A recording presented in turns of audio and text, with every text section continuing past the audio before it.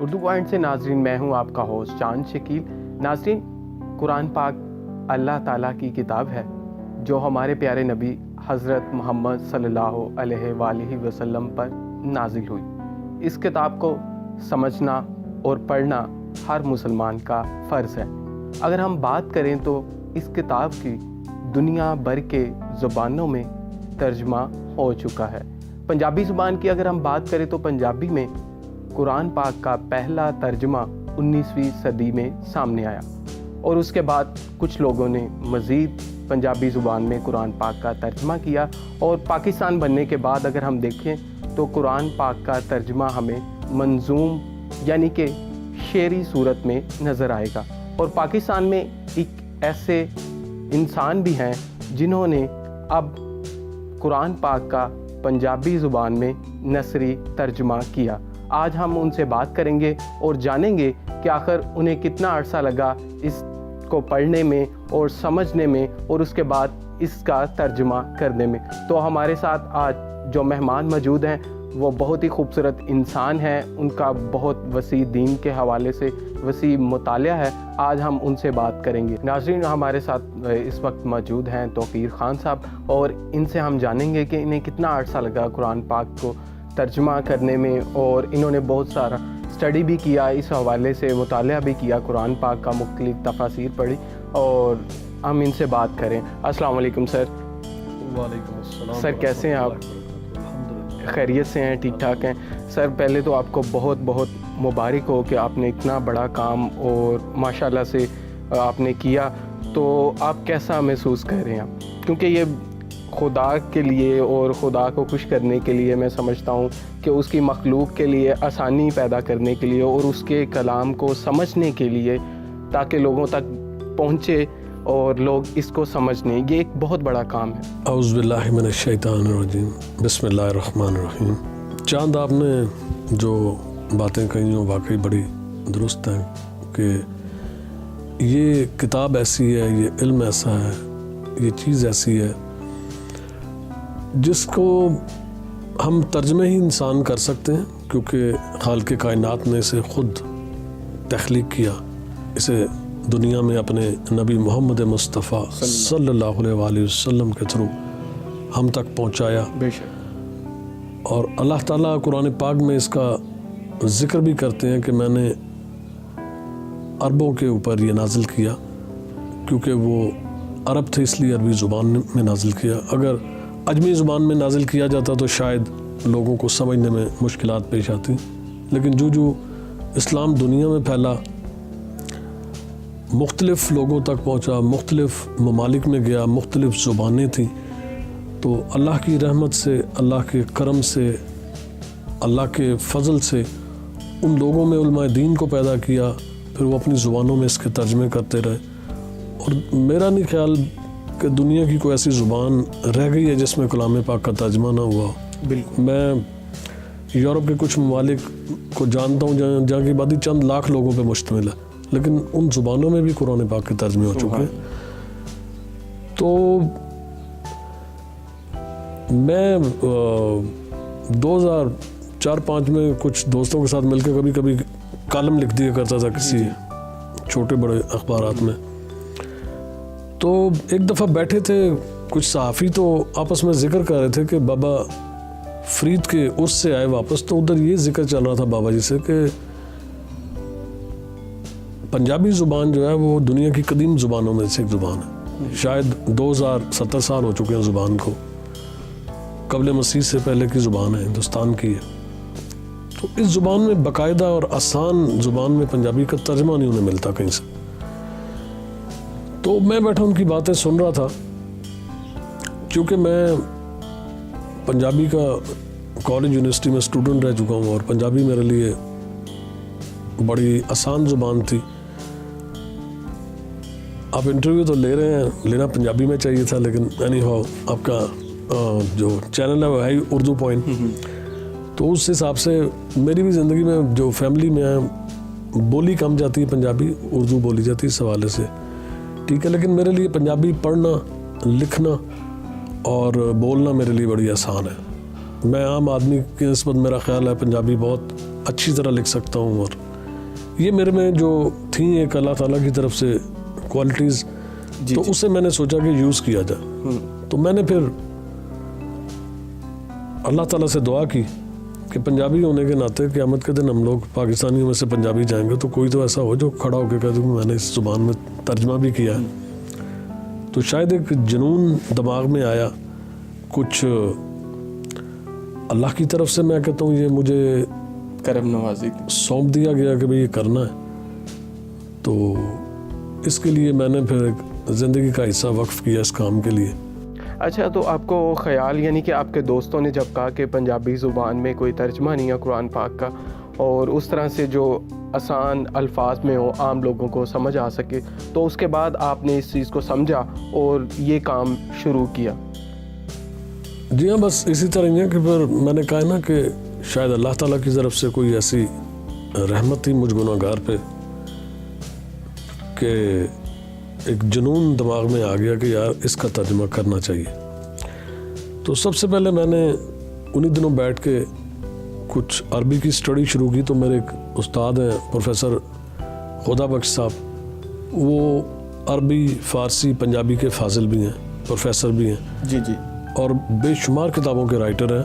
Even کہ ان کی books جو ہیں وہ ایم اے کے اسٹوڈنٹ بھی پڑھتے ہیں.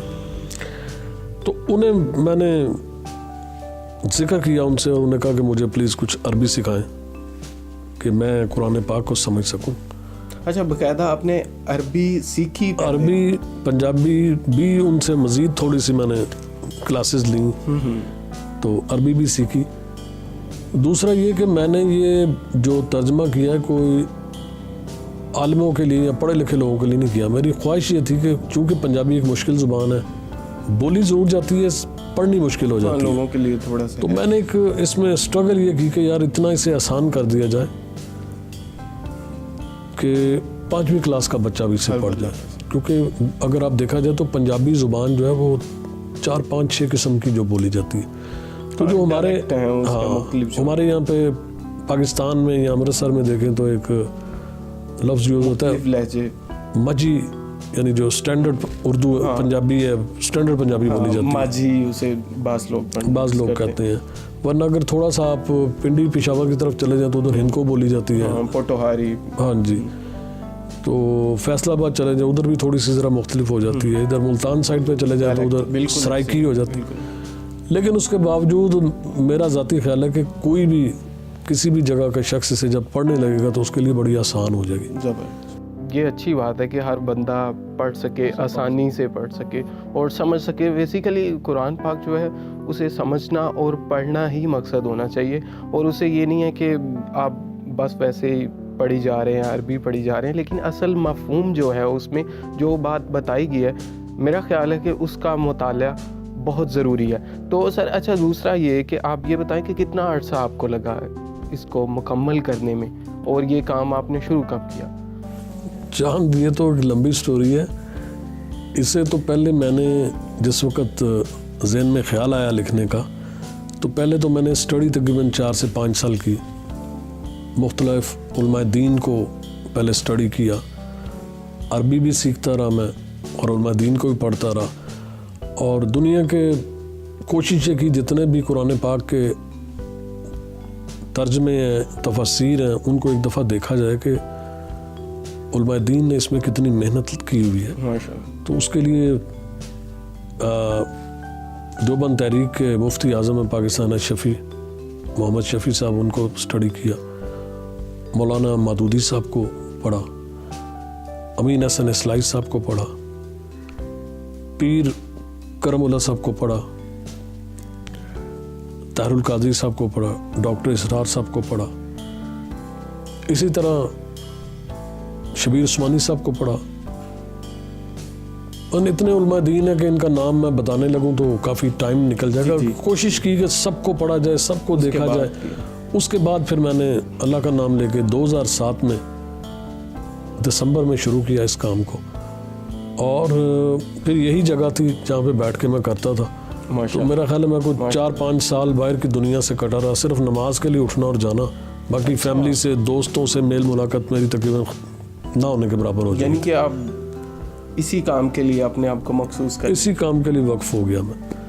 تو تقریباً 2 سال کے عرصے میں نے یہیں پہ 18 گھنٹے بیٹھ کے صرف تھوڑا سا سونے کا ٹائم ہوتا تھا یا نماز کا ٹائم ہوتا تھا, اس کے بعد اسٹڈی ہوتی تھی اور لکھنا ہوتا تھا, پڑھنا ہوتا تھا, لکھنا. بھائی یہ سمجھے 18 گھنٹے کام کیا اور 2 سال میں اسے کمپلیٹ کیا. دسمبر 2009 میں میں نے اسے کمپلیٹ کیا. اور سب سے پہلے میں نے اپنے استاد کو پروفیسر خدابخش صاحب کو اسے چیک کرنے کے لیے دیا. انہوں نے ایک ٹائم لگایا اسے چیک کرنے میں. پھر جب میں نے اپنے استاد محترم سے چیک کروایا تو انہی کی رائے سے ہم نے فیصلہ یہ کیا کہ سارے مکتبہ فکر کے علماء دین سے ہم چیک کروا کے تو ان کا سرٹیفکیٹ ساتھ لے. ماشاءاللہ. تو یہ کوشش کی. تو پھر میں آپ کو بتاتا ہوں کہ سب سے پہلے میں نے یہ رنگ محل میں موتی مسجد ہے, جی جی بالکل, اس کے جو فاضل قرات اشراء قاری سید لبیک ساجد بخاری صاحب, انہیں چیک کروایا جی, اور ان سے سرٹیفکیٹ لیا. پھر میں نے محمد امین الرحمان ایم.اے. عربی اسلامیات, فاضل درس نظامیہ, معاون ایڈیٹر ہے, کالم نگار ہے ماہنامہ الحرمین کے, ان سے چیک کروا کے سرٹیفکیٹ لیا. پھر ہمارے بڑا ضروری تھا کہ پروف ریڈر جو ہے رجسٹرار ہے محکمہ اوقاف کے, اچھا, ان سے بھی کم از کم لائسنس لے کے اس کے ساتھ لگایا جائے. حافظ مختار احمد قادری صاحب ہے, جی جی, ان سے چیک کروا کے پھر اس کا لائسنس لیا گیا. تو پھر اس کو پرنٹ کروایا گیا. تو یہ پھر ٹائم کرتے کرتے 2012 میں اسے پرنٹ کے لیے دیا گیا اور پھر اسے پرنٹ کروایا گیا. چاند میں آپ کو ایک اور بڑی اہم چیز دکھاؤں گا جو آپ کے لیے ہوگی اور سننے والے اور دیکھنے والے بھی اس سے محسوس ہوں گے کہ یہ قرآن پاک کا جو میں نے کام کیا ہے. پہلے استاد صاحب نے کہا تھا کہ میں آپ کو بکس لا دیتا ہوں عربی کی جو عربی لکھی ہوئی ہے اور آپ ترجمہ کر دیں, لیکن میں ذہنی طور پہ مطمئن نہیں ہوا. میری خواہش بھی تھی اور پھر میں نے کیا بھی. میں نے اس کا ایک ایک لفظ عربی کا اپنے ہاتھ سے لکھا, زیر زبر پیش جو اپنے ہاتھ سے لکھی, خود لکھا, اور ترجمہ بھی پھر خود لکھا. تو اس کے لیے آپ کو میں دکھاؤں گا. یہ دیکھیں, یہ 10 رجسٹر ہیں جن میں تقریباً ہر رجسٹر میں تقریباً 3 پارے جو ہیں وہ آپ یہ دیکھیں گے تو آپ کو پتہ چلے گا کہ یہ میں نے اس سے کس طرح آغاز کیا. ماشاءاللہ, کہ آپ دیکھیں گے کہ ہر عربی کے ورڈ کے نیچے جو ہے نا وہ پنجابی کا ترجمہ لکھا گیا. تو اس پورے قرآن پاک میں یہ میں نے پوری کوشش کی اپنے تئیں کہ جو پڑھنے والے بچے ہیں یا جتنے بھی بہن بھائی ہیں انہیں آسانی پیش آئے, آسانی سے سمجھ سکیں. اگر عربی کا لفظ اگر آپ کوئی کسی کا مطلب جاننا چاہتے ہیں تو آپ دیکھیں گے کہ بالکل اس کے نیچے ترجمہ ہوگا. ماشاءاللہ, کہ ورڈ ٹو ورڈ ترجمہ میں نے جو ہے نا کیا, آپ اسے دیکھ بھی سکتے ہیں. اور ماشاءاللہ سر, بہت اچھا, بہت میں نے آپ دیکھا ہی ہے آپ کے ہاتھوں میں, اور ہم چاہیں گے کہ اپنے ناظرین کو بھی تھوڑا سا دکھا سکیں کہ کس طرح دیکھیں ایک ہر لفظ کا اس کے نیچے ترجمہ موجود ہے, قرآن پاک کی ہے, لیکن یہ انہوں نے اپنے ہاتھ سے لکھا. سب سے بڑی بات یہ ہے کہ انہوں نے جو ہے قرآن کا جو ترجمہ کیا خود لکھا, ساتھ ساتھ میں آپ دیکھ سکتے ہیں کہ عربی بھی لکھی ہوئی ہے. یہ بہت بڑی بات ہے اور میں سمجھتا ہوں کہ ماشاءاللہ یہ بہت بڑا کام ہے جو انہوں نے انجام دیا. تو اچھا سر, یہ بتائیں, یہ ماشاءاللہ سے یہ کام تو آپ نے خوش اسلوبی سے نپٹا لیا ہے, اس کے علاوہ آپ کیا کر رہے ہیں اور آنے والے دنوں میں کیا کرنا چاہتے ہیں؟ اچھی بات ہے جو آپ نے پوچھی ہے.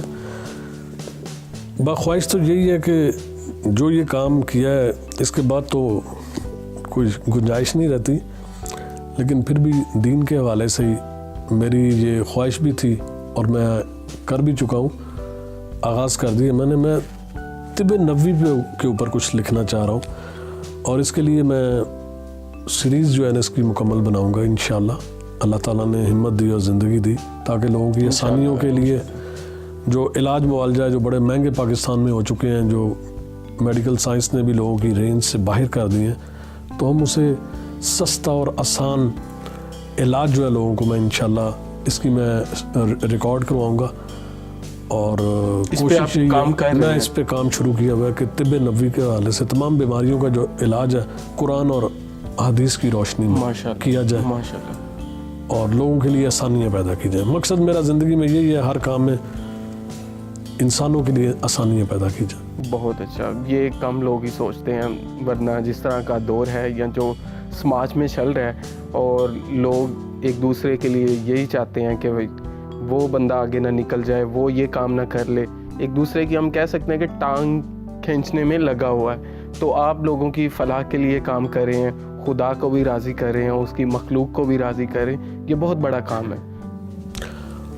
ایک اور چیز بڑی اہم ہے جو میں نے زندگی میں ایک دیکھا بھی ہے کہ ہمارے ہاں بدقسمتی سمجھ لیں یا کچھ بھی سے کہہ سکتے ہیں کہ میں نے یہ دیکھا کہ کسی دوست سے یا کسی سے ملے ملاقات کرے تو میں نے یہ نہیں دیکھا کہ کسی نے شوق سے قرآن پاک پڑھنے کے لیے بازار سے خریدا ہو. یہ بھی ایک بڑی عجیب بات ہے. ماں جہیز میں لے کے آتی ہے, بیٹی جہیز میں لے کے جاتی ہے, بہن جہیز میں لے کے جاتی ہے, بیوی جہیز میں لے کے آتی ہے.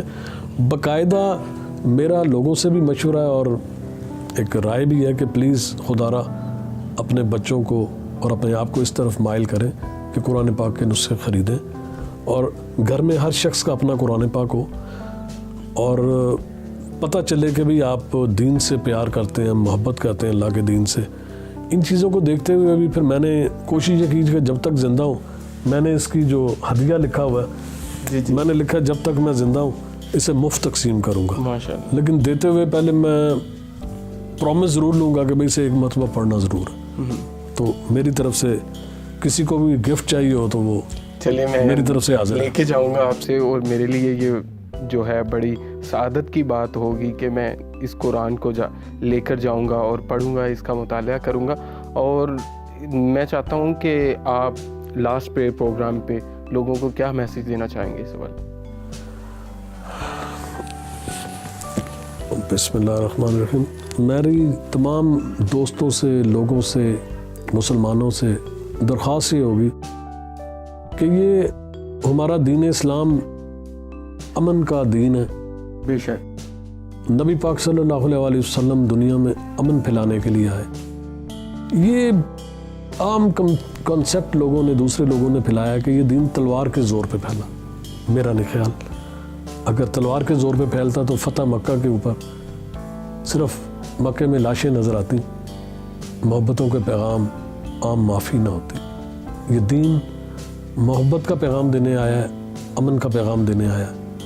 اور اس کے بعد ہم لوگوں کو, ہم اسپیشل مسلمانوں کو اس چیز پہ غور و فکر کرنا چاہیے کہ ہم اس معاشرے میں رہتے ہوئے ایک دوسرے کو محبت کا پیغام دیں, امن کا پیغام دیں.